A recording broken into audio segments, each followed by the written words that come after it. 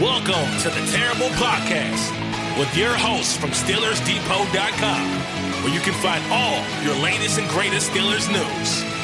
It's Dave Bryan and Alex Kozora, always lit, talking Steelers. And now, here's Dave and Alex.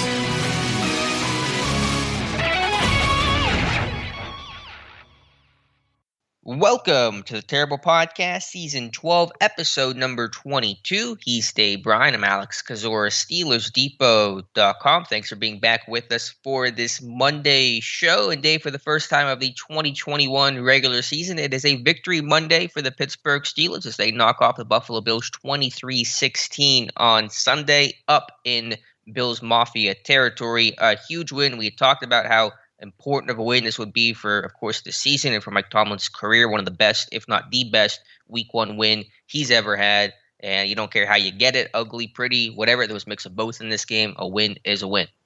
So is this what Buffalo Crow wings taste like? Hey, huge win. And, we talked, I think even going back to one of the earliest terrible takes that I had there, if the Steelers somehow managed to beat Buffalo in week one, possibly the best all-time week one victory of Mike Tomlin's career.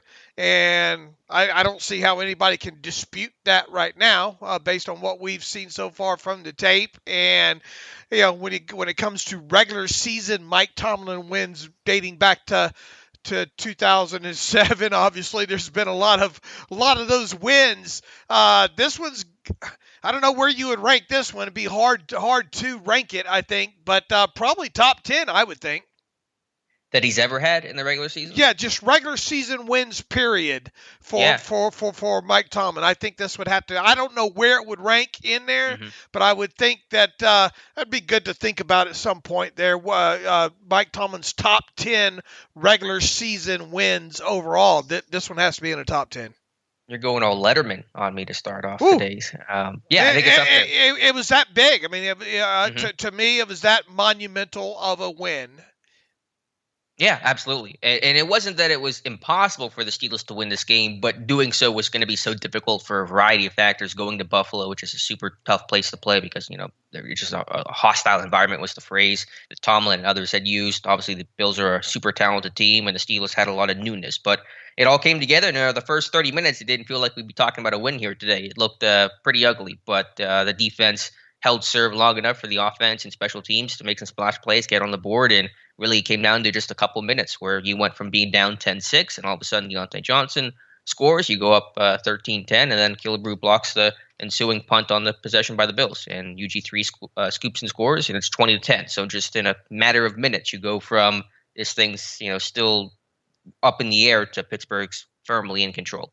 Absolutely, and boy, I mean, as that gift goes, I'm not gonna lie, I thought they had us in the first half, and they did. The Steelers couldn't do anything offensively. Now, to the credit, and you knew it would probably have to be part of this, the defense was going to have to play a big game here, and they absolutely did. They even played. I got to admit, that unit played probably 2/3 better than I thought they would play. I mean, they were that good. They were protecting short fields, even right out of the chute. I don't know what you thought about that. I have a feeling I know what you thought about that opening kickoff return there. But, immediately you think, okay, here it comes. They're just going to put them on them, and it's going to get ugly right from the start there. But for that defense to come out there and protect that short field right out of the chute there and hold Buffalo to just a field goal, that was huge, I thought. And that's a heck of a way to start the game there. And the defense just seemingly just continued to get better and better. And really the turning point of the game, I think, was that midfield kind of fourth down stop that they had there. The Steelers go down and get a touchdown there. One thing that they absolutely had to do in that position there was convert that short field. They did. Turn around, kick the ball off.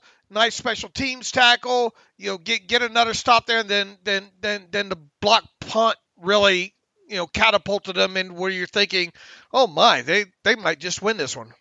We knew this defense would be a strength of the team. We knew this front seven, this pass rush would be the strength of the team. But to do it at that level for an entire game, again, and you have to consider the opponent too. It's not just some low-level offense. It's one of the top offenses in football last year, which would still be one of the better offenses in football this year as well. To do that for a full 60 minutes is nothing short of impressive. And you're right. The Bills had 2 drives in this game that started at or inside the Steelers' 35-yard line, and they came away with 3 points on those 2 possessions. That was the opening drive where they got held to 3, and then the one after the Harvin kind of JV punt where they started at the 35, and then TJ Watt has the strip sack fumble recovered by Cam Hayward. So to make those stands in those kind of sudden change, short grass type of situations define this game and this front 7 and this front 4, because they did not send many blitzes. They were playing a lot of 7 guys in coverage, rushing with 4, occasionally creatively with 4, but rushing 4 nonetheless. Just overwhelmed that Bills offensive line, and the pressure they generated up front consistently was the reason why they won this game and the reason why they stayed in this game long enough for the offense and special teams to make their plays. Absolutely. Look, that trio of edge rushers, and I'm not even counting, obviously not counting Cameron Hayward in there, who had a absolutely fantastic game. Melvin Ingram, TJ Watt, and Alex Highsmith were just, off the hook. And we kind of thought that, look, this is not going to probably be a bad trio of linebackers here if they can stay healthy. Now, you had a little bit of a worry there with Highsmith during the week with the groin. What kind of shape was he going to be in? Obviously, you had the concern about TJ Watt and how he was going to be coming off of not practicing any really in team drills during training camp, and of course not playing during the preseason there. If that's what those 3 look like under those conditions, what are those 3 going to look like another week or 2 from now there? I've used the term monster with Melvin Ingram quite a bit, I think, since I first saw him in the Steelers uniform during the preseason there. That guy is just granddad strong monster, period. He looked like the Melvin Ingram from a few years ago. He looked like a taller version of James Harrison.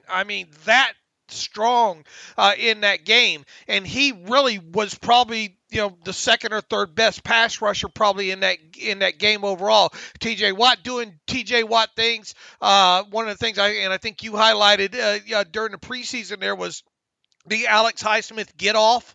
Yep. That was strong. One of the things I think that stuck out to me the most in the first half was how the front 7 was losing their footing on that field. Imagine had they not. You had Alex Highsmith, I think, slipping a few times around the edge. I think Watt slipped a time or 2 there on top of it there. So as good as that front, as good as those edge rushers were in Watt, Highsmith, and Ingram, they're still not, I guess, 100% where they should be, and that's super scary. And by the way, that AARP carrying Cameron Hayward didn't have a bad game either. And we pointed, this is one thing when there was a transition from like the LeBeau defense into the Keith Butler defenses and Watt's arrival and that kind of thing. When you can get pressure with 4 or less guys instead of having manufacture it, blitz and play in, play out, that makes a huge difference. And they were certainly doing that most of the game yesterday, getting pressure with 4 and oftentimes 3.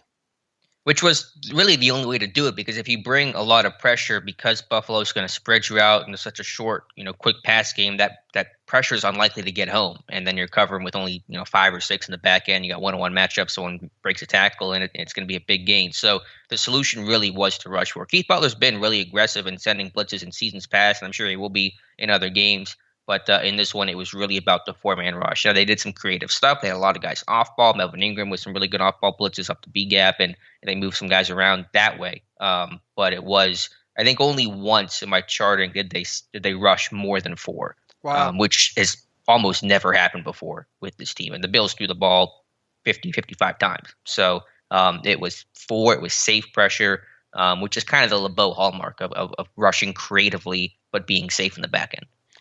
Right, but I mean, in the past we have seen times where this front, especially under LeBeau, where they had the blitz to get the pressure, and because the talent wasn't good enough. Right, because the talent wasn't good enough, and we've had the talks before.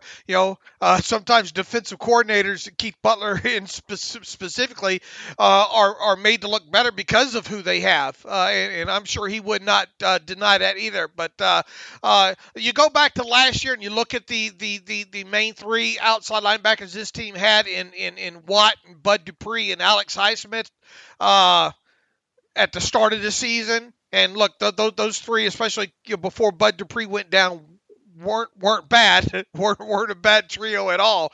This one's starting the season even better, in my opinion. And all three can play the run too. I mean, we saw Highsmith even early in that game yesterday, a little bit of that kind of that push pull that I think he used against Detroit on one stop. And I think one of the biggest concerns was can Highsmith rush with power, and can Highsmith play the run well? Well, coming out of week one, so far the answer is yes, I think, to both of those questions, and that's obviously good there. So and we'll get to this offense here in a little bit, talking about the Steelers and all, but in order for this team to win more than the 9 games that we predicted that they would win, this defense is going to have to help this team win some of these games that we're probably going to think aren't winnable, and they did that on Sunday in Buffalo. And, I know people are going to get on and say, oh, I can't believe you picked against the Steelers here. I don't see how you don't pick against the Steelers in this game. And you're going to hear more about this Buffalo team going forward. They were not sharp offensively against the Steelers, and that pressure had a lot to do with it. I didn't think Josh Allen was all that great, to be quite honest with you, in that game, and maybe the pressure was and those looks were a result of it. But this is still a Bills team that, when the dust settles, as long as Josh Allen stays healthy, they're going to win 11, 12, 13 games this year. So the Steelers just went in there and outplayed them really on at least two phases of the game. And then in that fourth quarter, in that turning point there, the offense making some plays when they absolutely had to do it. Yeah, I mean, they're one accurate pass from Allen to Emmanuel Sanders away for that big touchdown versus Trey Norwood from this game maybe being a lot different. But those were all coulda, woulda, shoulda. You can say that for any game, I suppose. So Buffalo's a good team, but Pittsburgh just played better overall and finished this game out. How did you think Josh Allen played? Yeah, not great. Not as good as I thought he would. I thought he was a little rusty and off in that game. It was not obviously his best game. Right, and even so, look, I mean, his threat of running the football is something that the Steelers, the way he runs the football, obviously the Steelers are going to face some mobile quarterbacks, but none kind of built like a fullback like he is. That was part of their success yesterday, was some of the things that Josh Allen was able to do, avoiding the rush or some of those design runs and all like that. That the Steelers won't necessarily face that kind of straightforward rushing quarterback moving on through the season too. So they survived that. But just the overall first, I mean, takeaway from this game was, oh boy, that defense was good. Yeah, really, really good. And I just got to, as you mentioned earlier, Cam Hayward. I mean, he's played a lot of good games. That might be one of the best games of his career. I mean, he was just getting interior pressure time and time again that didn't allow Allen to step up. You think about the Watt strip sack fumble. That's Hayward got the pressure first, flushed Allen, Watt chases from behind, knocks the ball out, and then, Hayward recovers it. So, I mean, as you would use the phrase, Dave, he was wearing that left guard like a hat. Ooh. I mean, it was just bullying him. I wrote in my winners losers report was it's rare in the NFL for a guy to play it so it looks like he's a man amongst boys out there, because it's the NFL, it's the highest level. But when Hayward goes up against these guys, he is a man amongst boys, and he's just the strongest dude on the field every single game. I don't know. Melvin Ingram's pretty damn strong, but hey. No Stephon Tuitt, obviously, in this game, and you wouldn't have even known it. I thought Wormley played a pretty decent game overall. Alualu, Carlos Davis, they did another great thing that stuck out, obviously, too, and your charting shows this, and it was pretty evident right from the get-go. Take your hat off and hand it to Keith Butler the way they rotated these guys. Even in the back end there, all offseason we've heard Minkah Fitzpatrick say, don't need to change a thing. If it ain't broke, it ain't. If it ain't broken, no reason to fix it. I'm going to stay tied. Basically saying I'm going to be tied to the post, man. That wasn't the case. We saw Minkah come down and play a little bit down low in the slot. We saw Norwood. Who knew the secret weapon was going to be kind of Trey Norwood in his usage, at least early in this game. And then props to the Steelers for rotating through a lot of guys there. You had Arthur Millette play some in some nickel and I think some dime situations there.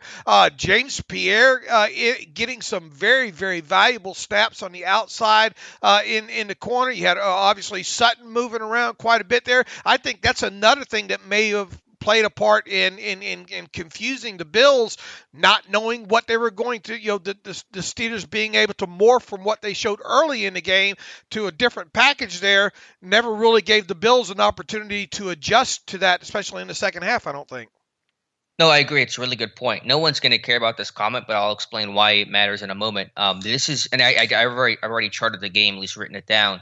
This has been by far the most difficult game I've ever had to chart for the Pittsburgh Steelers because of just how many guys they used and how many different roles they used those guys. I mean, no one was static. They were doing different stuff on seemingly every single drive, and I'll have to look at the numbers here when I put them into the table, but they had to have played 17, 18 defenders with at least 5+ snaps. I mean, they were using almost everybody aside from Buddy Johnson and Justin Lane and UG3 and Jameer Jones.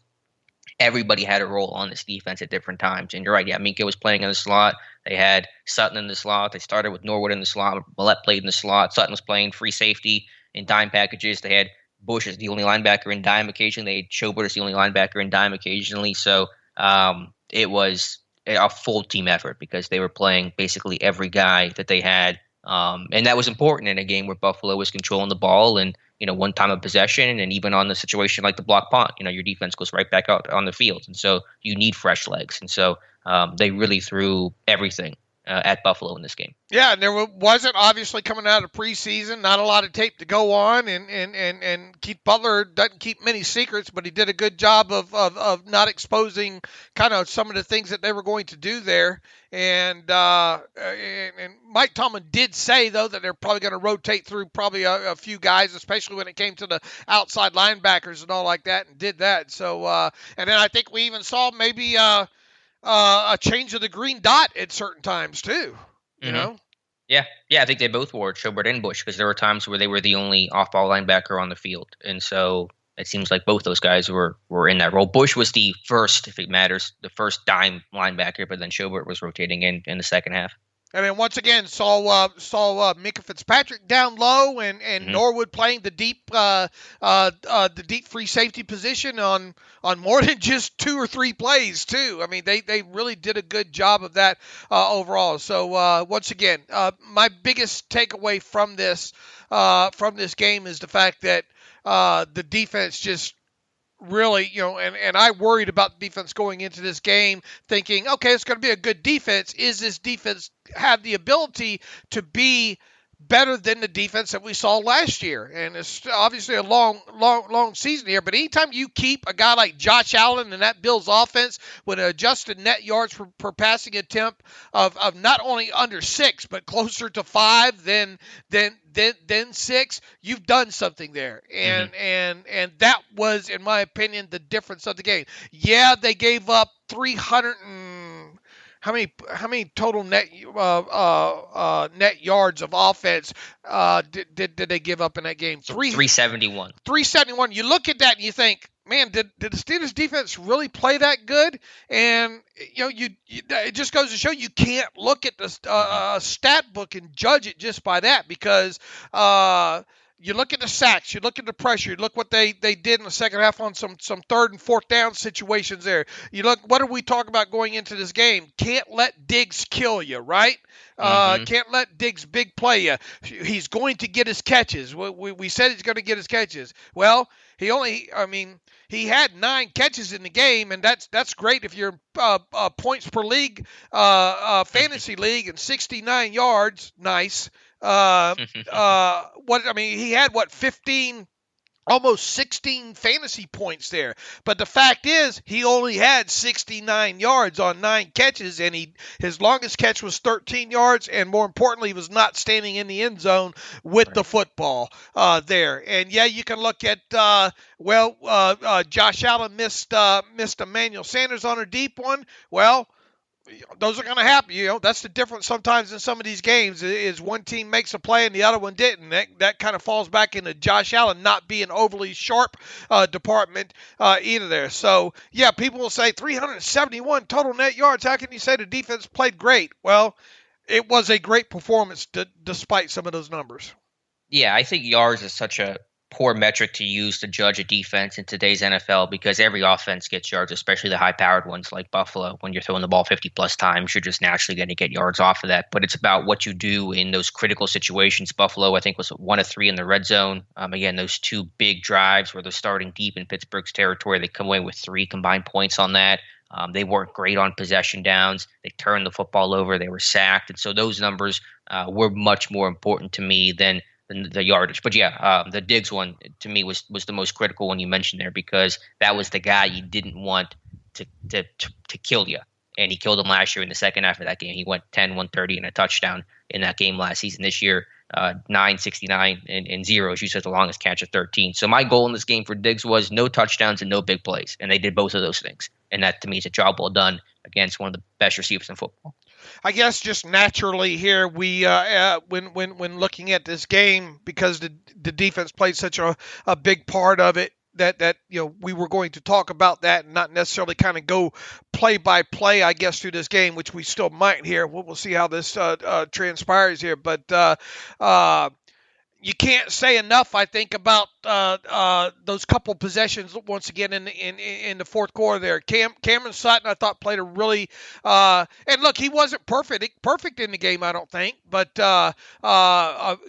couple series there back to back, really heads up play. I thought overall the tackling, that's another thing that stuck out. Yeah, they were completing some passes, but they weren't killing you with the yak or anything like that. They were getting them down on the ground quickly, and I think Josh Carney's missed tackle report will probably show that when that comes out later on this week here as well. So that was big. Man, just some of the things that transpired there in the fourth quarter there. James Pierre, what about that rip out on the on the pat? Was that a second? I think it was a second down play, a rip out on a second down play, and then that was followed up by the Hayward sack, which then led to the block punt. Right. That sequence right there was huge, man. And that James Pierre play will probably get kind of lost in the shuffle here as we move along. But that was a huge rip out on what should have been a completion to Emmanuel Sanders there. And then once again, like you said, what transpired there is you get the sack by Cameron Hayward. It ends the drive, and your special teams comes through with a black punt, and the whole complexion of the game changed at that point. Sutton, the Bills tried to do some razzle dazzle with the flea flicker there, just a one-man route there. They did a good job. I think even the route had to get broken off there to some degree. Cam Sutton comes up and gets the pass defense there. Minka had a key kind of in the box kind of coverage break up at one point as well too. So a lot of little things in there, especially in the second half, really turned the tide defensively for the Steelers. What did you think about that fourth down call, that trickery toss, whatever you want to call it, the Buffalo ran that Sutton blew up? That was a bizarre play call when you have a 240-pound quarterback you can just fall forward with. Yeah, at first I thought it was, the way the design of the play evidently is to look like maybe a quarterback sneak or something. almost like and at first you think it's kind of like a busted play. Did he fumble it or what? Right. But it was all by design because one of the beat writers pulled up a game against, I think, Seattle. It was like 2004 or something, a long time ago. Yeah, 2004 that this team had ran, and I mean, there's no way the Steelers went back to that far looking at I don't think at the tape on that, but Cameron Sutton, being as smart as head as he was, talked about this in the post game of how they did the fullback, some fullback belly type looks and all like that, and to keep the poise in that situation and stay at home, because what they did is obviously they motioned in the receiver from the left side to try to condense, to try to get you creeping inside, and if Sutton gets kind of stuck cheats and tries to dive inside on that, boy, you're going to get busted on the outside for a huge play there. But and even so, even Sutton staying home on the outside there, if he doesn't defeat that block well, what happens? Yeah, he went under the block. But there were I think the other like 3 or 4 guys saw that at that point. So I think if Sutton even doesn't make the tackle, they still get Breida down. But yeah, that was such a big time play. So yeah, Sutton had a 3rd and 1 flea flicker breakup and a 4th and 1 tackle for loss. 2 impact plays in very critical situations. Absolutely, and it just goes into the complete performance that we saw. Yeah, and we should mention all the holding calls and non-holding calls from the Buffalo Bills offensive line. 6 holding calls the Bills were called for. Could have been called for 10 plus in that one. So, and that's a good offensive line, especially a tackle. Deion Dawkins at left tackle, a very good left tackle, and Darrell Williams at right tackle, who, when healthy, is one of the better right tackles in football. And they did not look like that on Sunday. And that's not that's not a bad tackle duo. Very good. and they continuously wore them like cats. Watt with that dip and rip, on that sack strip fumble of his, and Ingram just, you look at Ingram just on a raw NFL stat book, it doesn't look like he did anything in the game. 2 tackles. 1 tackle, 1 quarterback hit, 1 tackle for loss, and 1 pass defense. You look at that and say, okay, all right, whatever. He was a lot more disruptive than that, man, throughout the game there, and on both sides at that. And once the All-22 gets released from this game, there's going to be some instances of him of just, again, throwing guys to the side. He's so damn strong there. So, and once again, if that's Highsmith coming off of a injured groin, look out. And you know what? Even the play that they flagged him for offsides, was he? I can't wait to look at. I think he just timed it perfectly, and they thought, oh my God, there's no way he could get back there without being offsides. I'm interested to look at that as well too. So man, I don't know how what other superlatives you can use here when you talk about the defense. Just overly, and look, even on the touchdown to who was it? Gabriel Davis. It's not awful coverage there. Really good coverage, yeah. And Watt was a half step away from getting to Allen. So, yeah, it's hard to fault Sutton for that one. Yeah, the Highsmith, when I watched it live, I thought he was offsides, but I watched it back last night. It's really close. But I love the recognition of the situation because Dawkins had come out of the game. They bring in their rookie left tackle, Spencer Brown, and Highsmith wants to test them early with that speed. And that speed is going to be such a problem for tackles this year. And when they begin to overset, he's going to counter with an inside spin. I'm going to say something here.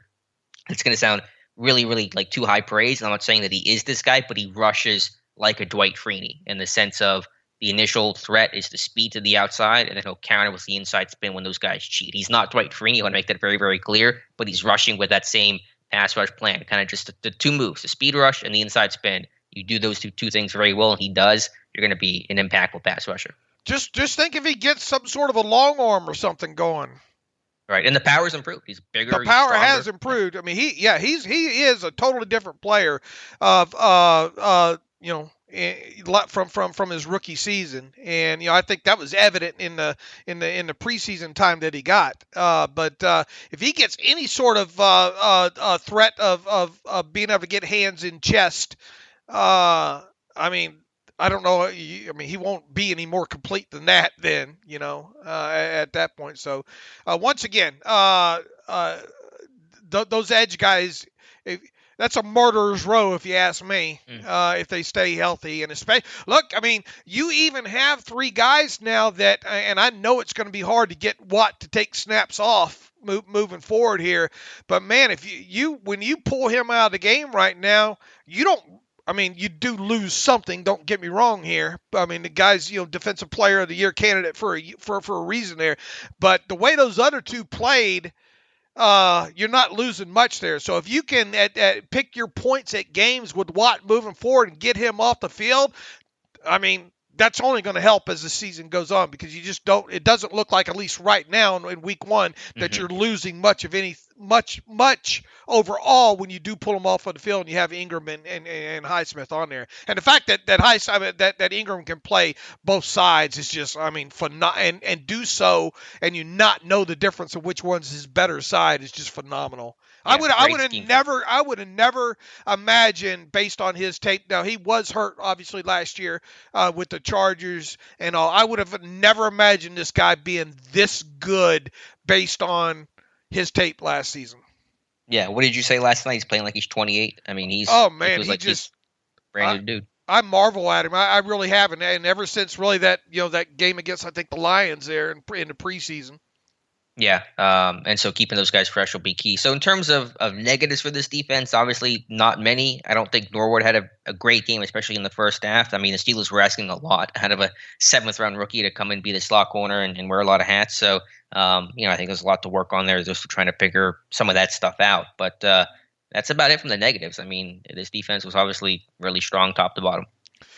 Yeah, I mean, if there is a negative, a couple of those defending Josh Allen on a few of those runs and a few of those other runs, and look, I mean, at some point, a team's going to bust a run or two probably on you anyway. Up the middle, a couple times, I think, they could have done a better job against some of those two running back runs, and then a couple of the Josh Allen runs could have done a better job on. But I mean, if that's what you're nitpicking here, then it's obviously been a great game for that defense. Sure. Yeah, Buffalo's game plan was not anything unexpected. We knew they were going to come out empty. They were going to throw the ball a lot more than they were going to run the football. I will say they played a lot more 10 personnel than I expected. They played a ton of 10 personnel, 4 receiver sets in this game, so that was a surprise to me, but they have a lot of talent at wide receiver. And so I think Pittsburgh defended empty, defended some of those big horizontal formations pretty well. What did you think about look over there a couple times and you have Bush on the outside? And Schobert, I think, in the slot, defending some of that empty. Yeah, well, I think they were better matchups. Obviously, you didn't get the running back or the linebacker on receiver type stuff, and I think you'll have to go back and watch some of those more specifically. But I think you had better matchups in this one where you weren't getting guys in impossible situations. All right, good game by the defense. Great game by the defense. Great game by the defense. Maybe the best they'll play all year, but hopefully it'll be better to come again. When you take into consideration the quality of the opponent and being on the road and all that, it makes this game 10 times better, in my opinion. All right, Dave, let's flip over to the offense. And it's a tale of two halves, I suppose, although it didn't get a whole lot better in the second half, but better for sure. And it needed to be better to come back and win this one. I mean, after the first 30 minutes, the offense did just about nothing, whether that was pass game, run game, anything across the board. It was pretty ugly early on.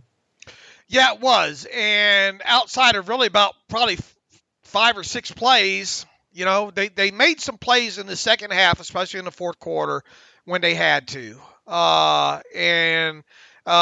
That's them doing their part in that game. Obviously, if they don't score the touchdown there after on the short field, then the Steelers don't win that game, I don't think. So it's not like the offense didn't do have a hand in the win. It's just overall hopefully that's the low point of the offense of the year. And the defense, obviously the Bills defense isn't bad at all, but I really thought Roethlisberger was not good overall. There were a couple of balls that he got away with too that probably should have been intercepted there, and it goes back to the woulda, coulda, shoulda. But that's why we track interceptable balls sometimes, and that goes into into grading of the quarterback position and all like that. I did not think Roethlisberger was sharp overall. He did have a very nice fourth quarter back shoulder throw to Juju, I think, out of that kind of that fade, slot position there. Chase Claypool bailed him out on a nice contested catch, in that game. And what other couple? Obviously had a nice read to Freiermuth in the middle of the field on a big play, and I think Juju over to the left side was another good play. But overall, I really thought it was a lackluster game by Ben Roethlisberger. The offensive line, it's kind of what we expected, I think, right? Yeah.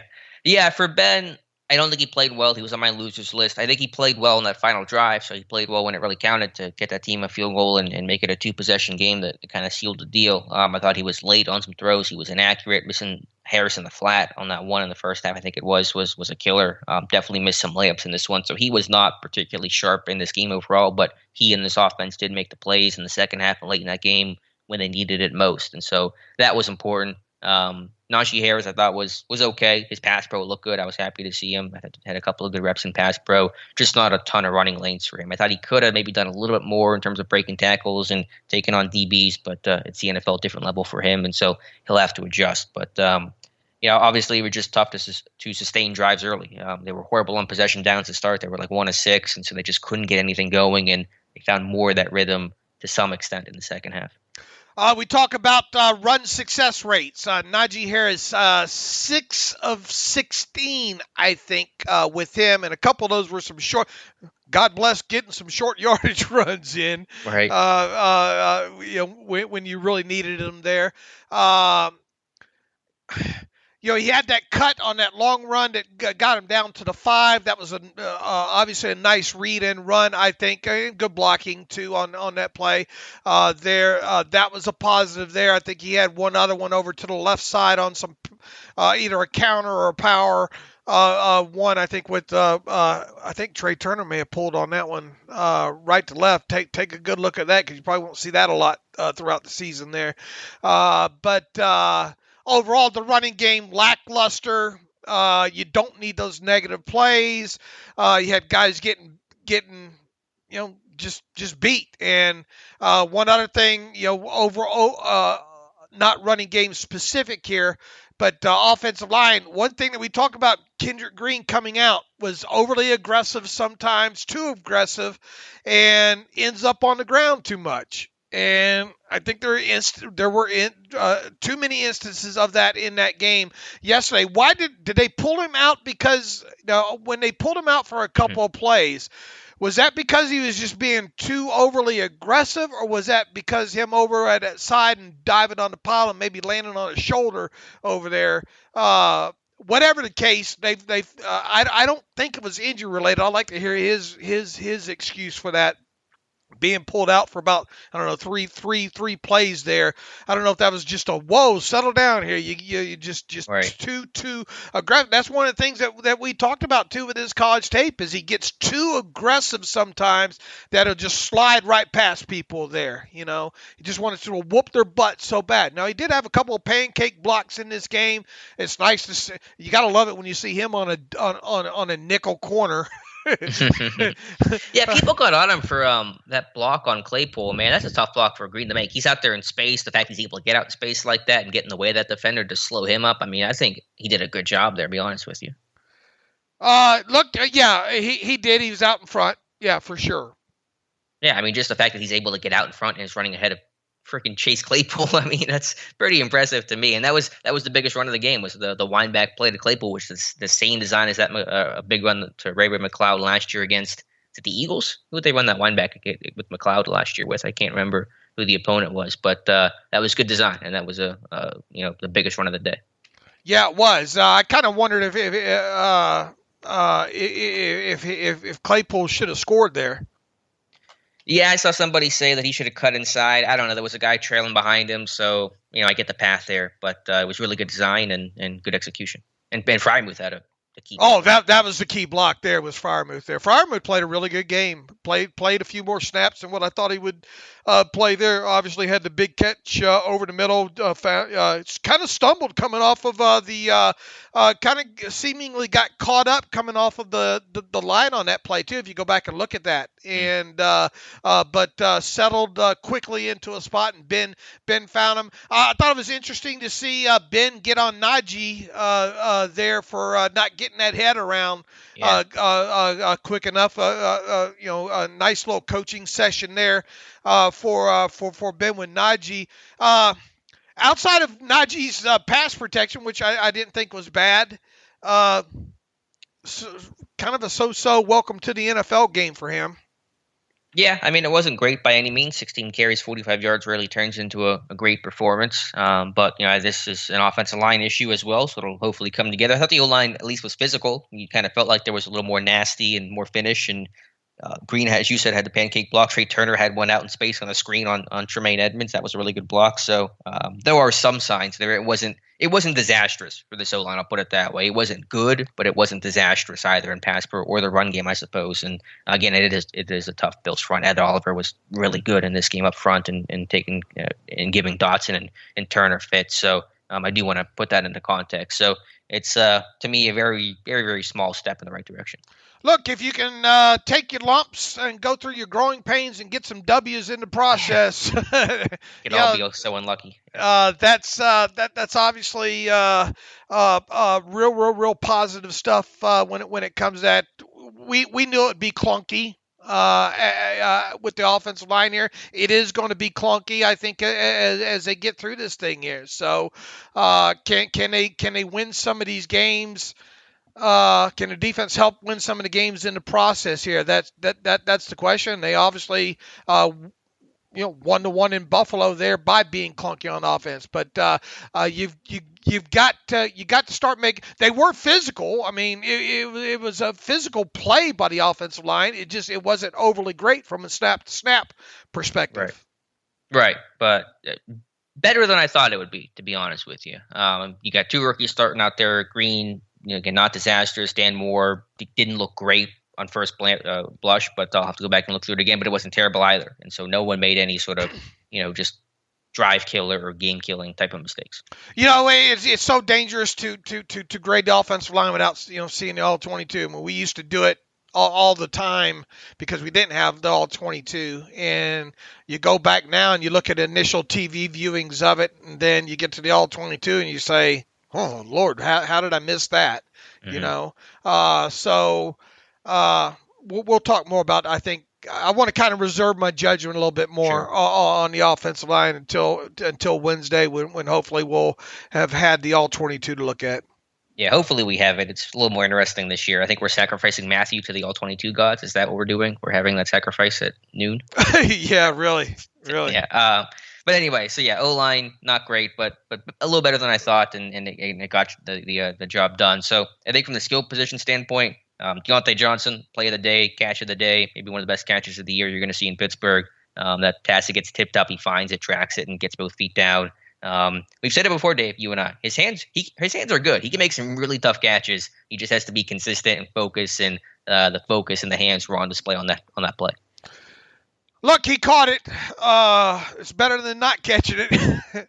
In that situation, I did a great job of getting the feet down, obviously, in there. I didn't think he was going to catch that right when the ball contact point there.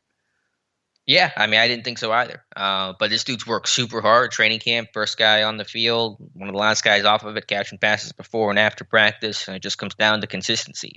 This guy's made some high degree of difficulty catches. I've used that phrase many times before, and that was one of them. So a big time play and a big time moment. When your offense is not having or not having a lot of success, and you do get the short fields like that, and you get an opportunity to throw the football into the end zone. You've got to have people make plays like that at certain aspects of the game, instances in the game, and he did that. And that catch obviously played a huge part in the Steelers winning that game, because I don't think you can't come away with that. The whole momentum kind of shifted on that drive, finishing that drive. And then obviously we already recapped kind of what transpired at that in the punt block and all like that. So, and this was an offense that was shut out in the first half and then, only had 6 points up until that point, right? Yeah, it was 10-6 at that point before the Johnson touchdown. Right. So it was it was a great catch and a really I don't want to. Can you call it a game-changing catch? I guess you can. Yeah. I think so. It was there, and after the season that he had last year with the drops, and especially Buffalo specifically, that was the team he was benched against last year for a little bit as well too. So big game for him. That here's the hope. And I was worried about that knee injury early there, the way he was kind of holding his knee there. But at least replay showed that it was more of I think a needed knee bang that he had with I think it was Matt Milano there, the linebacker, and then for him to come back and do what he did, fantastic. Yeah, Juju, I thought he had some good catches on that last drive. Claypool and Juju had two really key catches to chew clock at this team in the field goal range. That was important. That one, I think, catch in the right flat where Juju just ran over some poor Bills DB. I mean, he's just such a hard guy to bring down. So I thought neither of those guys were spectacular, but Claypool with a great contest over Trey White, Juju making some key plays. So obviously not a big day for the passing game, but those guys I thought made some plays. And Claypool drawing the pass interference penalty down the field. That was also on that Johnson drive, was it not? On the Johnson touchdown drive? The Claypool PI? Yeah, it was. Yep, you're correct. On 3rd and 7, no less. Right. So, I mean, you want to talk about things that don't show up in the box score, and we obviously show them up because we talked all off season or midway through the season how Claypool was leading the league and drawing pass interference penalties and PI yardage and all. I mean, that's part of it. That's hidden yardage. That doesn't get accounted for overall. So that was a big play in that game, and you're gonna see more of that. Yeah, it's a little bit of the old Ravens offense, and just throw it up to some of your guys and hope for a call because they call it so often these days. So, yeah, offense turned things around, and then special teams was a roller coaster. It started a lot more bad than good. The opening kickoff, 75 yards by Isaiah McKenzie. Presley Harvin had a good punt early, but had one average to slightly below average punt, and then had a JV punt with that 30-yarder in his own end zone. So that was poor, but they ended better than how they started. They had the big punt, a punt block by Miles Killebrew. Chris Boswell goes 3 for 3. No miscues in terms of the operation with a snapper, new holder, and Boswell being the kicker. So the Killebrew punt block was another big momentum changer in this one, and a great scheme and execution by Danny Smith and by the players. Absolutely. What was the main reason as soon as they signed Killebrew that we knew why they signed Killebrew? I mean, that was a Danny Smith special teams signing right there, especially on the heels of knowing that it looked like Jordan Dangerfield wasn't going to be back with this team there. And already week one, the signing of Killebrew comes into play there. UG3, a guy that we've been kind of down on, or not kind of have been down on most of or all the preseason training camp and all like that. A guy that we've said, man, if this guy can stay healthy, what can he do? Well, wasn't great in coverage on the defensive side of football, so you knew. I was surprised he made the 53, and the numbers kind of dictated that he was probably going to address in this game for special teams purposes. He did, and as bad as that opening kickoff was, I've got a still shot of it up on Twitter from last night there. As bad as that opening kickoff coverage was, he was one of the ones that was caught in the middle of the field and a little bit of rubbish there, and still managed to get down the field and made the tackle on that. And was somebody else going to make the tackle? Probably, but he was the one that did. It just goes to show you got to fight through that kind of stuff and stay with the play, keep running at the football, because you never know what's going to happen there. So, and then obviously tackling McKenzie where they did, they were able to hold the short field there to just a field goal. So in bad, there was still some good there. I thought overall, and then obviously UG3 was the one that scooped up the block punt for a touchdown. So good for him. Couple of these guys, how they play on special teams, going to dictate if they stay on the 53-man roster all season there. And when you look at him specifically, I think he did enough. And look, even before he had that first back injury, his rookie season there, this was a kid that was leading, I think, the team with like 8 special teams tackles or something crazy like that. So we know he can play special teams. And he, as long as you keep making plays like that, he's gonna continue to stick on the 53-man roster.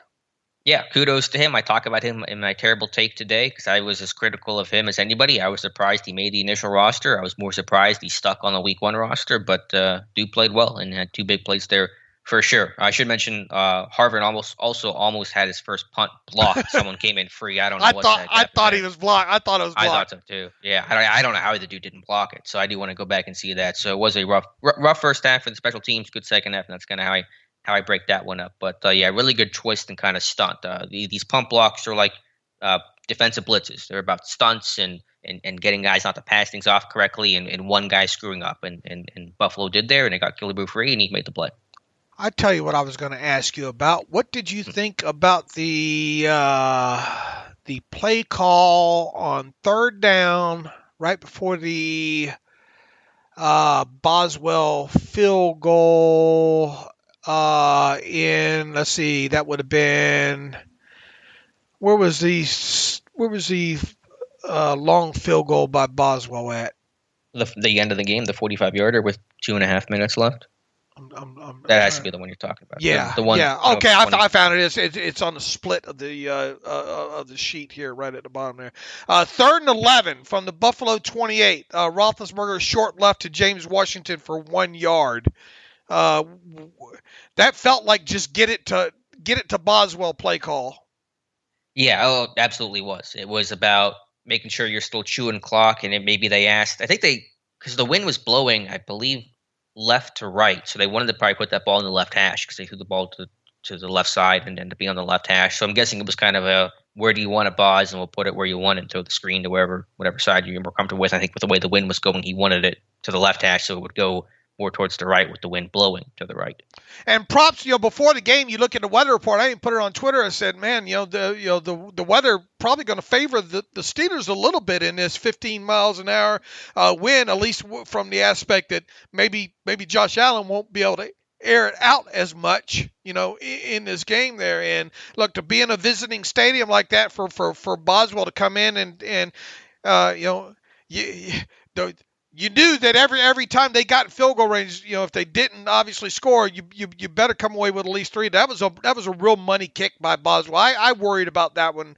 I got to admit when he lined up for it, but he buried that 45-yarder, and that put him up by 10 at that point. If he misses that, you kind of wonder what way does the game kind of go after that? Because Buffalo at that point had to have a lot more urgency. A lot more urgency at that point, being down 10. Definitely. It was I know Ben said he was unhappy that drive couldn't finish at the end of the game, and I get that, but it was a multi-play drive, went from their own 25 to Buffalo's 27, and so that was, killing a lot of clock and then going up 2 scores. So that was critical for me. Kudos to all those guys. The field goal is an operation. It's not just one kicker. It's the snapper, it's the holder, it's the kicker, and all those guys did a good job. So kudos to Harvard on the holds and Kuntz on the snaps. Good weekend to be a Duquesne Duke. Duquesne beats Ohio, first FBS ever win for the Dukes, and Kuntz plays well in this one. So good job by those guys. I got to admit, you get later in those games like that you're in and you had the lead and you got a first round running back and you've retooled your offensive line. I'd much rather see them be able to run more and more successfully in situations like that, and once again, obviously we kind of banged on Roethlisberger when talking about his play. He did have a couple of good throws there that helped extend and eat some clock in those in that drive there. So when it really mattered, you get a couple completions like that he had. I think to obviously the Juju back shoulder and one other one I think to Claypool over there. That's where Roethlisberger earned his money in this game against the Bills. Yeah, he was definitely good on that final drive, but I don't think prior to that point he played too terribly well. But overall, got the win. Defense played great. Offense did enough. Special teams redeemed themselves with some splash, and their splash was bigger than the Bills' splash, and that ultimately nets you a victory. Boy, a final talk score of 5-2, if you believe it. I would have had a hard time believing that if you would have sold that to me before the game. Or at halftime. Or at halftime, because all four of the Steelers' explosive plays came in the second half. Yeah, there were no plays, let alone explosive ones, in the first half of this offense. Right, and the turnover came in the second half too, right? The Watt strip sack. That might actually come in the first half. Okay, might have been late first half. Let me double check here. When was that? That was the first half. Okay, so that was your one turnover there, and then the four explosive plays, and then I think the Bills, one of their explosive plays, I think they had one in each.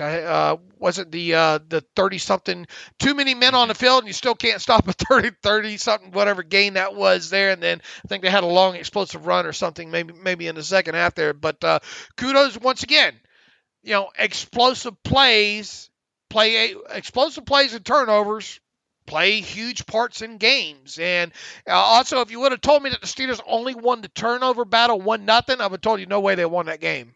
But they did, and part in that, I think, was the fact that they limited the Bills' explosive plays to 2, while the Steelers had 4 in total there. So we talk about talk stat and certain indicators of games there that you get certain numbers. You can probably talk about what the outcome was. Well, you win it. You win the Talks battle 5-2. You're going to win the game probably 95% of the time. And as lackluster as this offense was for large portions of the game, no turnovers and only 32 penalty yards total as a team. And Buffalo turned the football over once and had 8 penalties for 81 yards. So Pittsburgh didn't do anything to dramatically harm themselves, which was important. Not for the lack of trying to turn it over. That's true. That's a fair point. Ben's just got to stop forcing some of those balls, man. And look, you look at Ben's average depth of target, average completion distance. Not great, Bob. That stuff's got to get better. What was the number? I mean, I know it was not good. But do you have a number? Well, adjusted net yards per passing attempt number is like 5.7. His ADOT was I think 6 something. Let me see if they've got this updated on next gen stats or not here real quick. I mean, it was better in the second half. I mean, they just did dink and dunk, and they didn't really take a lot of shots in this game. But again, making the plays when they count, getting a little vertical. Let's see. Intended air yards for Roethlisberger in this game, 5.7. And his completed air yard distance, 5.4. That's going to wind up being easily bottom third of the league for week 1 when it comes to those numbers. Jalen Hurts right now, intended air yards 3.7, completed air yards 3.4. Andy Dalton, intended air yards 4.2, completed 3.7. Boy, the Bears, they're going to be a mess. Matt Ryan, they're kind of interesting. Matt Ryan, 5.2 intended air yards, completed air yard distance of 4.3. Wentz was next, and then Roethlisberger there. So got to get to seeing Ben Roethlisberger and getting that run game a little bit better will probably help and all that. They were under center quite a bit. They did use play action quite a bit. So kudos offensively to them. To that, but still, we got to see this offense be able to push the football down the field in the air a little bit better. So Ben had the second worst average depth of targets and all that of any quarterback who won this weekend, but only ahead of Hurts, who played the Falcons, so that doesn't even count, in my opinion. Okay, all right. So, yeah.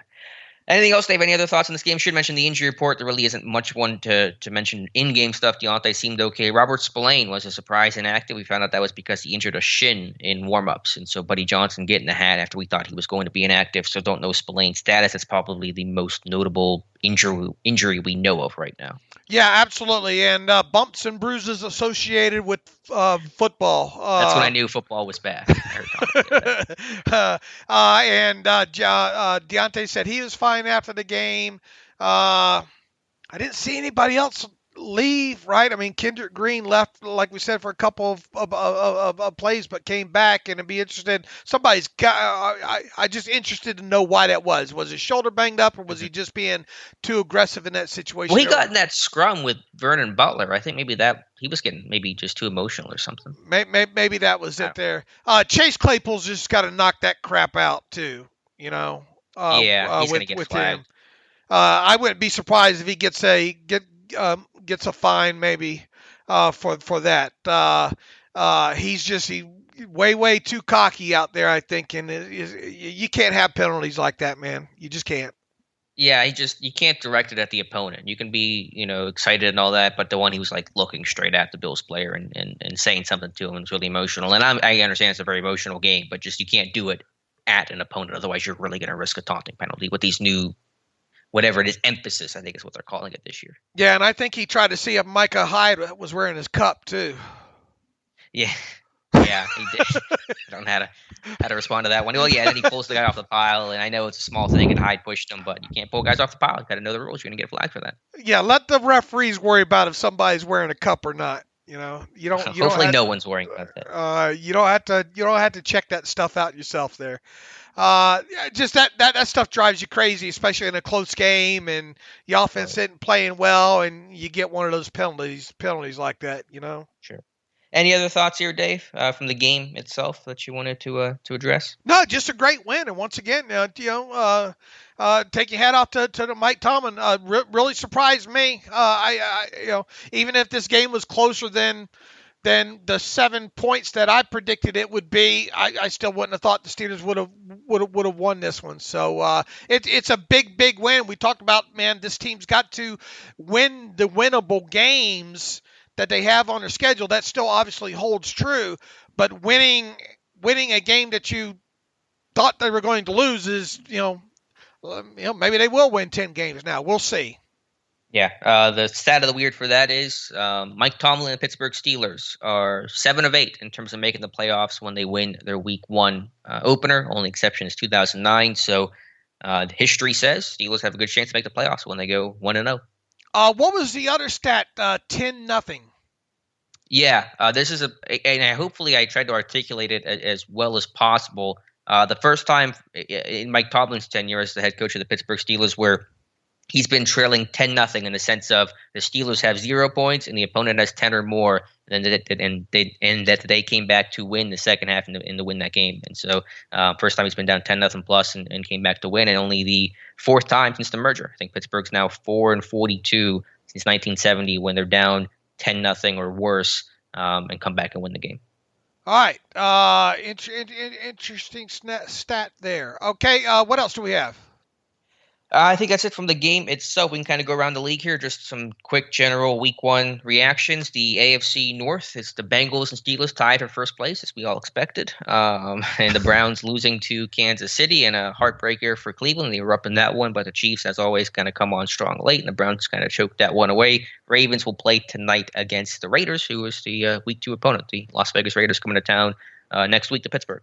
Absolutely. So we'll be able to wrap up have to wait till tonight to see what's going on with and boy, that they're going to be rocking here in Las Vegas. I'll tell you that. So go Raiders, right? In that, how interesting would it be to have the Steelers and Bengals entering week 2 week 2 of the season 1-0, and then the Browns and the Ravens both 0-1. So kudos to the Bengals for pulling that one out as well too there. All right, shall we get to some emails? Yeah, just wanted to ask you real quick. Any just kind of broader week one reactions to Packers? How bad did the Packers look? What's more surprising, the Rodgers was that bad or Jameis Winston was that good, throwing 5 touchdowns? I took a lot of heat for picking the Saints to be in the NFC Championship game against the Buccaneers. Now, obviously, I did not think I thought that was going to be one of the few losses that the Saints would take this year. What can you imagine if Roethlisberger got pulled from a game? Like even if it was out of hand as it was for the Packers yesterday, you would need a bulldozer to get Roethlisberger pulled out of a game, Yeah. And for Rodgers to come out of that game, I don't know. Look, Green Bay's still going to be good, but Jameis, I didn't see that coming, For sure, the game that he had. Yeah. Other week one impressions. I'm just trying to think here. Houston with the win. Kudos to was it David Culley for getting the win over Jacksonville? Boy, that Cardinals defense too. What's going to be up with that? Chandler Jones 5 sacks. Ridiculous. How are they not paying that guy? He wants a new contract, man. And against Taylor Lewan and. At that, Taylor Lewan publicly on Twitter said, "I got schooled." Basically, is what he said there. So look, a lot of things, believe it or not, played in the Steelers' favor, right? I mean, in a lot of these games, you get obviously you beat Buffalo, a powerhouse AFC team. The Titans or at least I thought Titans would be a team that would run away and hide. They lose, so that's a team in their conference that took a L. The Browns obviously lost. Colts lost to Seattle. Colts lost to Seattle. I mean, a lot of things went the Steelers' way yesterday. Yeah, so interesting week one. Glad football's back again. Just one. New England lost to Miami on a late turnover there, I think. So a lot of things went the Steelers' way. All right, Dave, let's get to some reader emails and close out today's show. All right, Steve writes in, it's only week one, and that means we should temper our enthusiasm, but I wonder, however, if we are starting to see transformation of the Steelers from a team that focused primarily on individual talent, performance, and playing Steeler football to one that also values coaching and scheme enough to more fully leverage that part of the organization.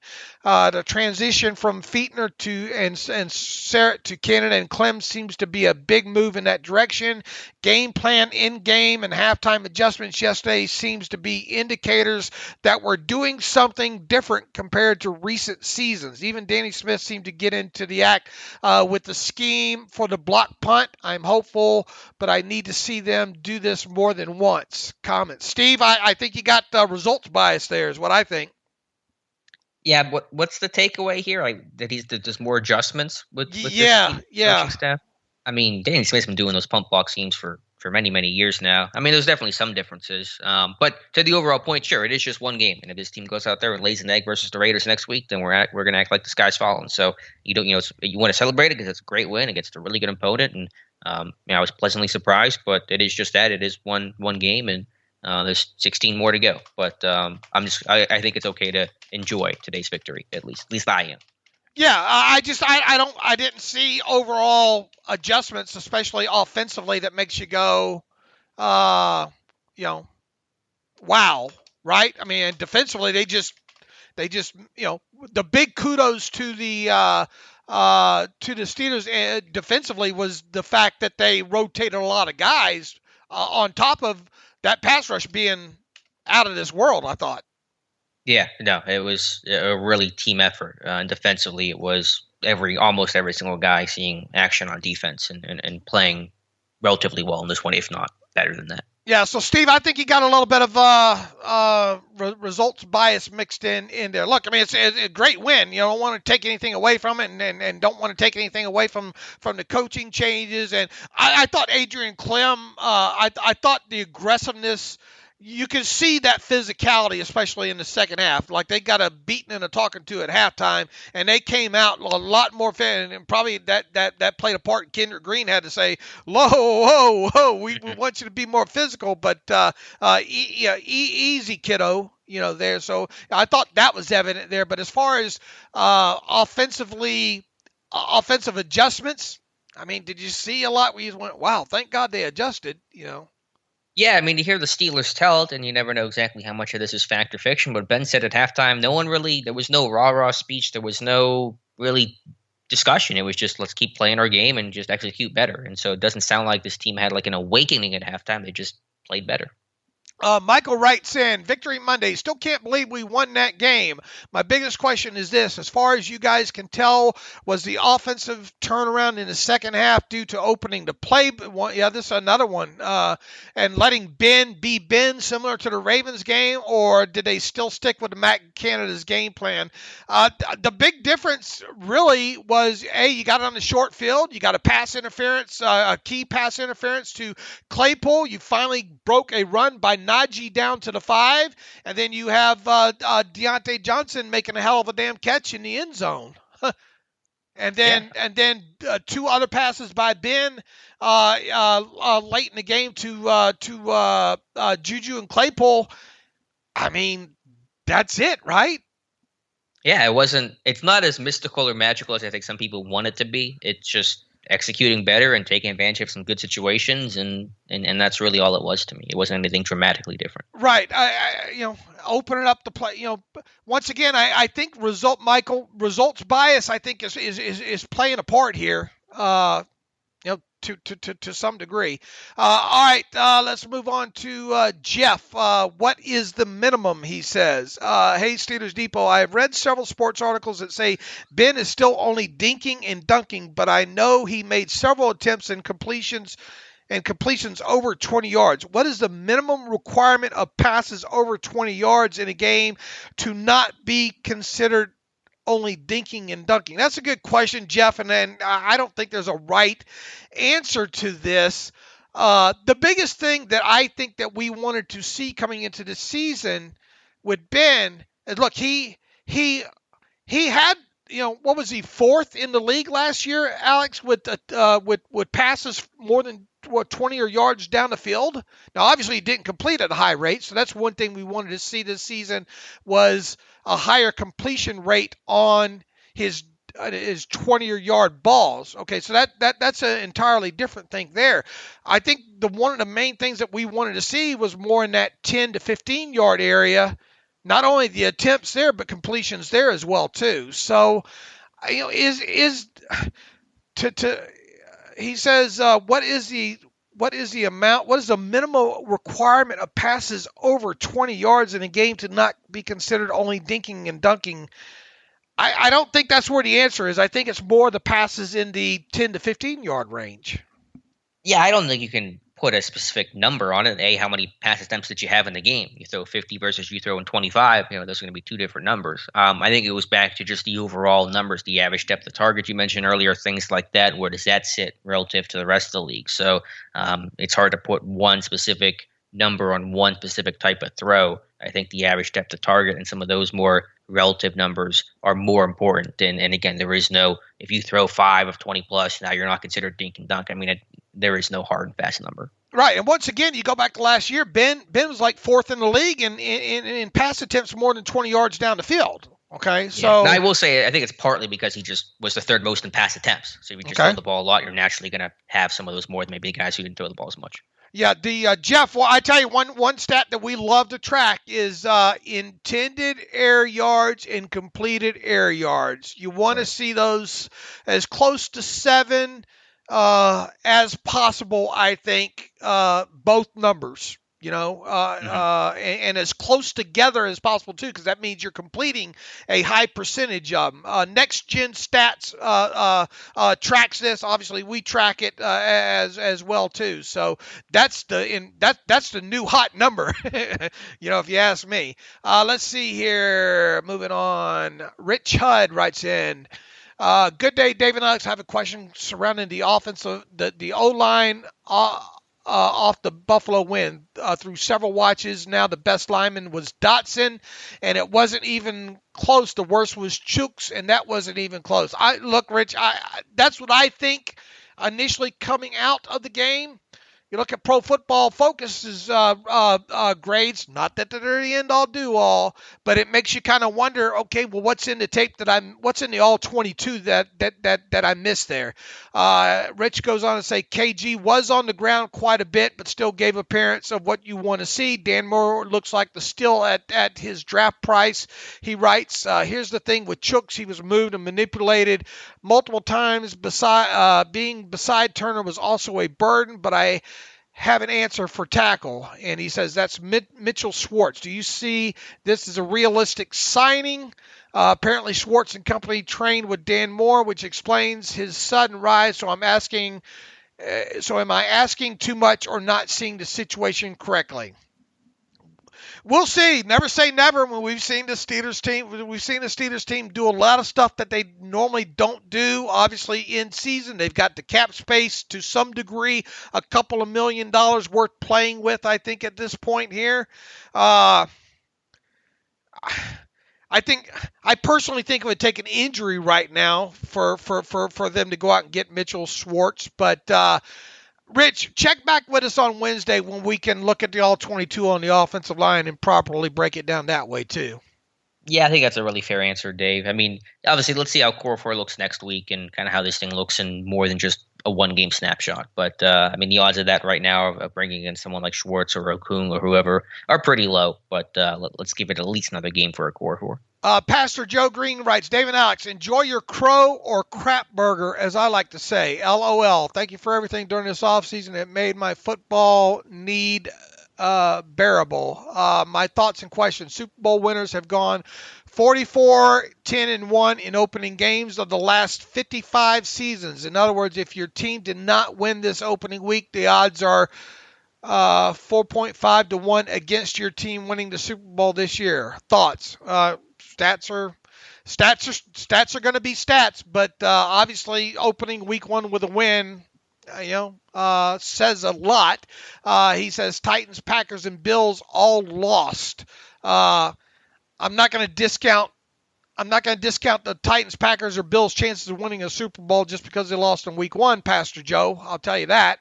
In addition, if this game turns out to be the floor for the Steelers team, we are in very good shape. I will go with you there. If that offensive line, if this is some of the worst football that we see on both sides of the football for this team in week one, then, hey, maybe you have something there. But, we do have to say that this was week one, and it was a damn good win, a win that I don't think either one of us expected. I know neither one of us expected there. So just make sure you win the games that you're supposed to win moving forward. Mm-hmm.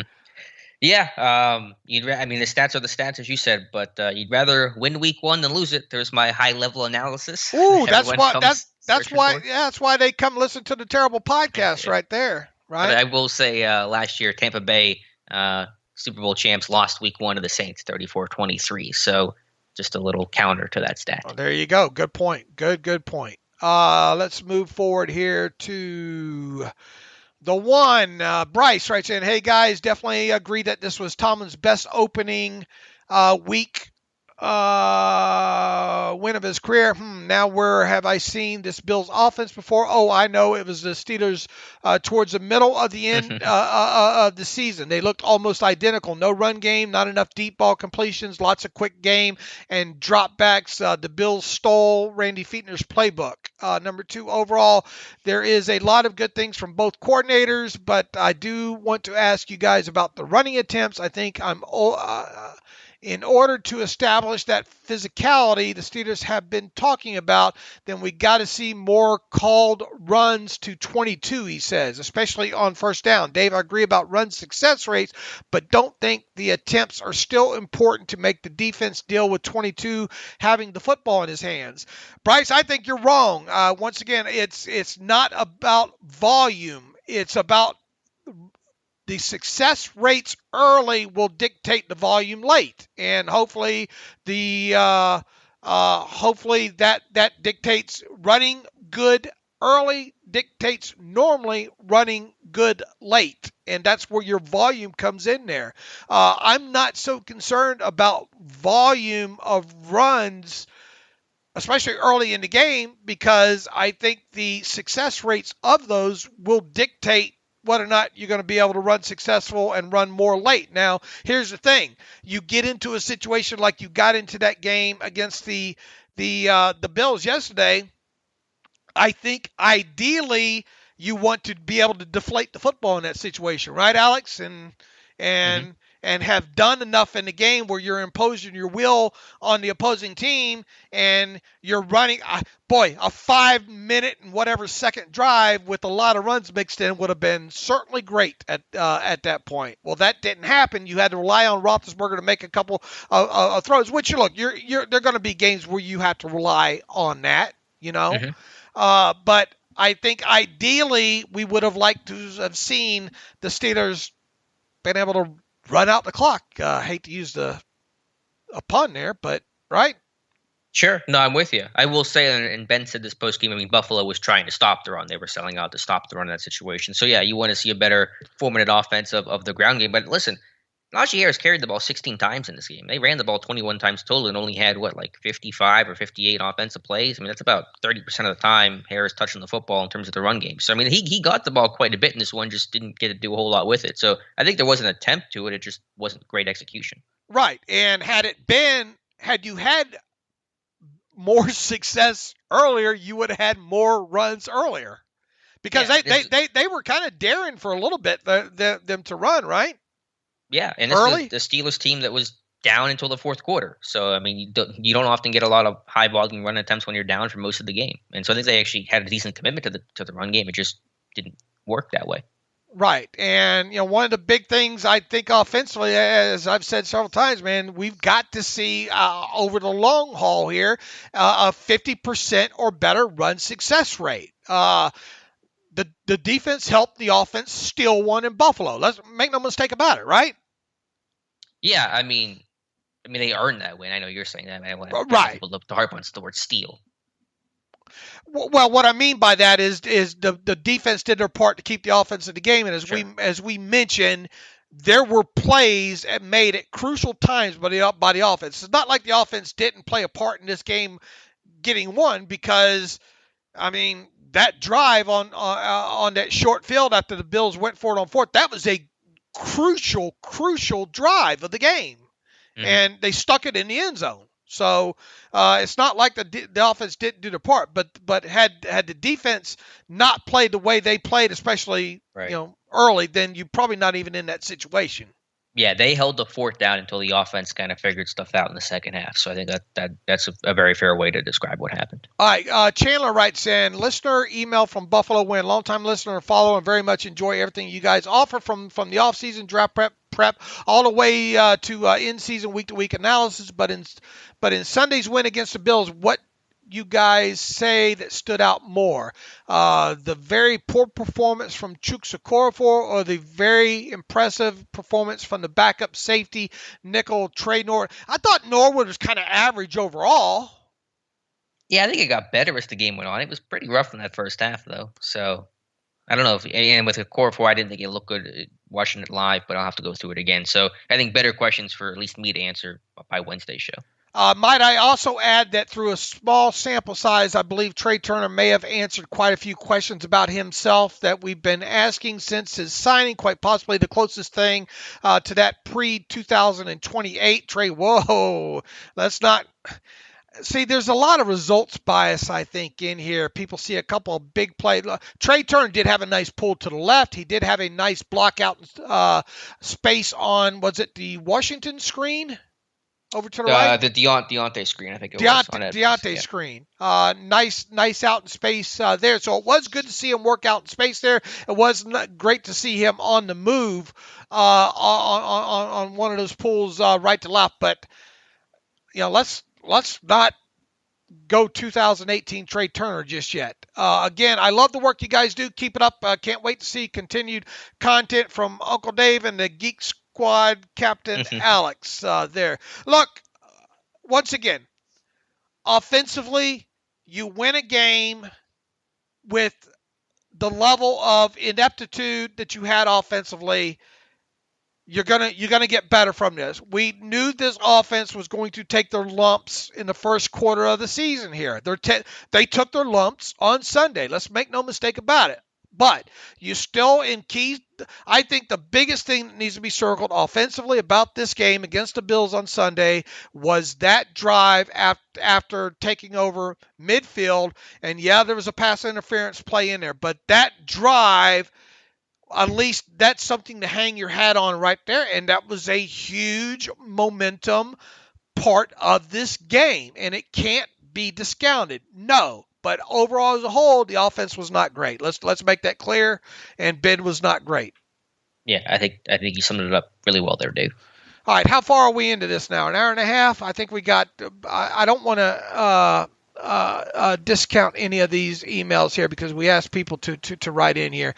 Zach Mandel writes in, Happy Victory Monday. It's extra special when we didn't expect it. In the midst of that excellent defensive performance, I thought I spied with my little eye Joe Schobert following and manning up with the running backs when they split out wide a number of times. Aren't those the empty situations in which the Steelers often have found themselves with linebackers on wide receivers? And if so, have they, all capitals, have they fixed it? Alex, you charted this thing already. Answer it. Yeah, I'll need to go through because sometimes I don't look at who they're covering. I'm just looking at where they're aligning. But I definitely saw times where Bush was as the cornerback and Schobert as the cornerback. And so when that happens, they're not out there on a receiver. It's going to be a running back. So some encouraging signs there. I'll have to look at some of the empty stats. Obviously, Buffalo had some completions and yardage off of that. Just that, they can't defend everything. But I will say this: it felt like they defended empty a lot better Sunday than they have the past, 4 years. So that's a good start. All right. We'll obviously take a closer look at it at the All-22 on that. Let's get some more emails in here. Dave Rickards writes in, what a game. Tomlin's best regular season win, ? Yeah, we agree on that, Dave. I couldn't say, but it's certainly a statement win. I'm much more optimistic given the defensive play. The offense predictably struggled in the first half as they have the last few years. At least it feels that way. They pulled it together admirably in the second half. I think the unsung heroes of this game were the refs who were actually calling the headlock holding penalties against the Bills. These holds were so common across the line. There's a stat out there about how many week one holding calls, I think, as well, too, and how they were up something like 50 or something, I think, going into the Monday night game. I had to double check that. He says, I didn't chart it, but it really felt like every 4 to 5 plays last year, the Steelers were getting held. If this continues, the pass rush may thrive to the level we didn't think possible. Look, we thought the pass rush would be good. That was definitely even better than what I thought it might be with those 3 yesterday. And if that was, once again, if that was Highsmith coming off of a groin injury, I don't want to take anything away from the defense. A 3-and-out after the opening kickoff return was huge. Absolutely it was, Dave. Cheers to Steelers Depot staff for all you do. Thanks for helping me survive the offseason. Happy week 1 and Victory Monday. Hopefully Alex can salvage that UG3 fathead from the dumpster after his scoop and score. I think we hit on how that UG3 deserved some credit yesterday. Right, Alex? Yeah, again, he's my terrible take today. Yeah, I'll have to go down to the landfill and dig it out because he played well. Cosmo Moore writes in, hi, Dave and Alex, what a game. What do you guys make of T.J. Watt getting some snaps in the middle of the field? We've seen T.J. move around into the middle of the line. They did it also with Melvin and Alex Highsmith, I think, at times yesterday, too. So all 3 of them were moved around to snaps in the middle of the field. He asked, were they trying to get him a little bit of rest from rushing the passer while still keeping him on the field? I don't know if it was so much that, just trying to confuse that offensive line. There's a few times that Bills offensive line, you can verbally hear them in the mic boom say, who do I have, there. So I think it's a little bit of the cat and mouse game there, and it provides different areas for guys to rush from, get some one-on-one matchups against guards in situations there. Would you agree, Alex, moving guys around like that? Yeah, I mean, when those guys lined up off ball, they were still rushing the quarterback. What they were doing on those, it was a 4-man blitz with a nickel corner and an off-ball linebacker, Watt, Highsmith, Ingram, rushing there. So that was an example of the creative 4-man rush. And I know Ingram twice got free and got some pressure on those. So they were still rushing the quarterback, just a different way to dress up how you rush for. Cosmo writes in, I was sure living in my fears late in the fourth quarter. In my head, I am yelling, run the ball, but credit to the coaches and quarterback. We executed, and most of the passes worked out. I'm with you, Cosmo. I really wanted to see them take over and run the football successfully late in the game. And once again, I thought Ben, a couple of key throws, a couple of key catches really went a long way into getting that clock to run. I want to make sure, give credit where credit is due there. But I'd much rather like to see this team run out games with the running game at the end if given my druthers. He says, I was a little disappointed to see most of the pre-snap motion disappear after the first quarter. Only play call that really stuck out to me as lousy was the quick screen to Zach Gentry. Yeah, that was the first play off the Sutton, I think, tackle for loss on fourth down, I believe. Yeah, not my favorite play call. Gentry played, I think, 16, 17 snaps in that game, which is 17 more than I thought he would. I thought he'd be inactive, to be honest with you. Yeah, and I think actually Freiermuth played more snaps than Eric Ebron, so I did not see that. It was very close. It was like 2 more snaps, but more than Ebron. All right, one more from Dan Devlin. Great show and start to the year. Thought Cam Sutton and Melvin Ingram really showed up. If that continues, D could really be good. Line looks like it will come along. We'll be interested to see growth. Nice to see Kendrick leading the downfield blocking on the Claypool's big run. Quick question. Which unit did a more effective job of wrapping up and slowing down penetration? Buffalo's defensive front or Buffalo's offensive line? I will hang up and listen. Thank you. You take that one, Alex. What's the question? Which Buffalo side did a better job of slowing down? Which unit did a more effective job of wrapping up and slowing down penetration? I guess in Buffalo's defensive front or Buffalo's offensive line. In other words, I think it's the holding and all Dan's going after over there. Yeah, there was like 3 other holding calls that I don't think they called for sure in that game. One on Highsmith. I think one on each of them, to be honest with you, if I be honest. What's interesting though is they really didn't hurt the Bills. Like the one they had the punt. They had like 3 holding calls in one drive, so that did hurt them, I guess. But the other holding call, it still resulted in a touchdown. One resulted in a field goal. So they kind of overcame some of that stuff. But yeah, they were holding like crazy in that game. All right.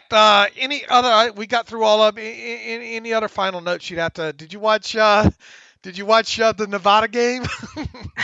I know you did. I'm watching that. I got after dark. I got a thing for Nevada. Nevada is my new Oklahoma State, man. That Carson Strong, he is, and that tight end that they have, and obviously Romeo Dubs. I'll be watching a lot of Nevada tape this year. What a great weekend it was of football, really, overall. It was.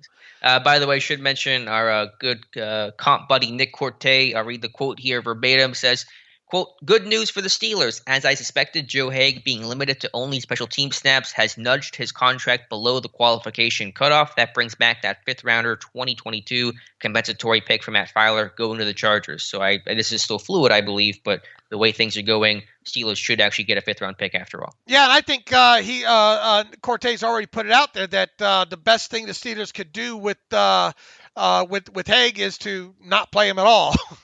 They should accomplished so far. So far, so good there. Now, obviously, strange things happen during the season where guys have to play. So at least if you worry about those kind of things, it's moving in the right direction and maybe getting a 5th-round pick back there. Yep. All right, Dave. No Monday live stream tonight. We'll do that next week. But we'll have the podcast back on Wednesday and hear from Tomlin and go through the game ourselves and hopefully have some more insight about what happened on Sunday. All right, sounds good. We hope to have a Raiders beat writer back on as well too. Our Las Vegas guy out here. I think that we had on. Was it last year? Was it last year they played the Raiders too, or no? Or the year before? Oh man, I'm losing the year track. before. I don't know. Anyway, we'll be back on Wednesday. You can follow me on the Twitter machine at Steelers Depot. Follow Alex on Twitter at Alex_Kozora. Follow the show at Terrible Podcast. Email the show, theterriblepodcast@gmail.com. If you like what we do and you want to donate to the cause, please go to SteelersDepot.com and hit the donate button up right navigational bar. Also, if you like an ad-free version of the site, please go to SteelersDepot.com, hit the ad-free button. For $25 for one calendar year, you can have an ad-free version of the site. Until Wednesday, good job, Alex. Alex, and Steelers 1-0. Who would have thought? Probably several of you listening. As always, thanks for listening to the Terrible Podcast with Dave and Alex.